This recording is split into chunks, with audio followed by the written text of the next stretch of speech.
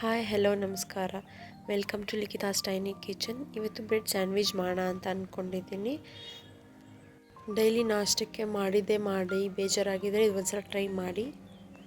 ಮಕ್ಳಿಗಂತೂ ತುಂಬ ಇಷ್ಟ ಆಗುತ್ತೆ. ನಾನಿಲ್ಲಿ ಚೆನ್ನಾಗಿ ತುರ್ತಿರೋ ಎಲೆಕೋಸು, ಕ್ಯಾರೆಟ್, ಕ್ಯಾಪ್ಸಿಕಮ್ ಮತ್ತು ಈರುಳ್ಳಿ, ಟೊಮೊಟೊ, ಶುಂಠಿ ಬೆಳ್ಳುಳ್ಳಿ ಪೇಸ್ಟ್ ತೊಗೊಂಡಿದ್ದೀನಿ.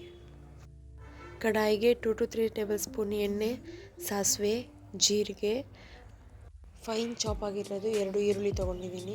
ಚೆನ್ನಾಗಿ ಫ್ರೈ ಮಾಡ್ಕೊಂಡಾದ್ಮೇಲೆ ಶುಂಠಿ ಬೆಳ್ಳುಳ್ಳಿ ಪೇಸ್ಟ್ ಹಾಕ್ಕೊಳ್ಳಿ. ಆಮೇಲೆ ಟೊಮೊಟೊ ಹಾಕ್ಕೊಳ್ಳಿ, ಸ್ವಲ್ಪ ಡೀಪ್ ಫ್ರೈ ಮಾಡಿ. ಅದಾದಮೇಲೆ ಕ್ಯಾಪ್ಸಿಕಮ್ ಹಾಕ್ಕೊಳ್ಳಿ, ಚೆನ್ನಾಗಿ ಬಾಡಿಸ್ಕೊಳ್ಳಿ. ಹಾಗೆ ತುರಿದಿರೋ ಎಲೆಕೋಸು ಹಾಕ್ಕೊಳ್ಳಿ.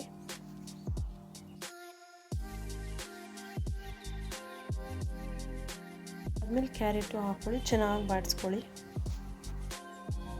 ಹಾಗೆ ಅದಕ್ಕೆ ಉಪ್ಪು, ಖಾರದ ಪುಡಿ, ಧನಿಯಾ ಪುಡಿ, ಹಾಗೆ ಗರಂ ಮಸಾಲ ಹಾಕ್ಕೊಂಡು ಮಿಕ್ಸ್ ಮಾಡ್ಕೊಳ್ಳಿ.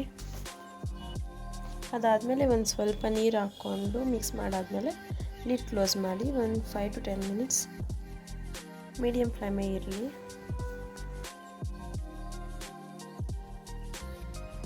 ಫೈವ್ ಮಿನಿಟ್ಸ್ ಆದಮೇಲೆ ಲಿಡ್ ಓಪನ್ ಮಾಡಿ. ಈಗ ರೆಡಿ ಆಗಿರುತ್ತೆ. ತುಂಬ ಚೆನ್ನಾಗಿರುತ್ತೆ. ಒಂದ್ಸಲಿ ಟ್ರೈ ಮಾಡಿ, ಮಕ್ಕಳಿಗೂ ತುಂಬ ಇಷ್ಟ ಆಗುತ್ತೆ. ಅದಲ್ಲದೆ ಇದು ಚಪಾತಿಗೂ ಕೂಡ ತುಂಬ ಚೆನ್ನಾಗಿರುತ್ತೆ.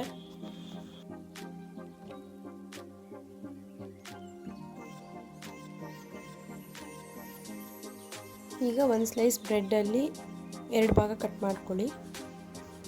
ಹಾಗೆ ಕೂಡ ಮಾಡ್ಬೋದು, ಬಟ್ ಆದರೆ ಇದು ಯೂನಿಕ್ಕಾಗಿ ಚೆನ್ನಾಗಿ ಕಾಣುತ್ತೆ.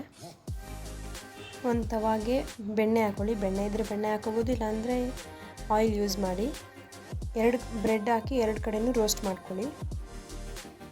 ಅದು ನಾವೇನು ಪಲ್ಯ ರೆಡಿ ಮಾಡ್ಕೊಂಡಿರ್ತೀವೋ ಅದು 1 ಸ್ಪೂನ್ ಬ್ರೆಡ್ ಮೇಲೆ ಇಟ್ಟು ಇನ್ನೊಂದು ಬ್ರೆಡ್ನ ಕ್ಲೋಸ್ ಮಾಡಿ ಕ್ಲೀನಾಗಿ ರೋಸ್ಟ್ ಮಾಡಿ.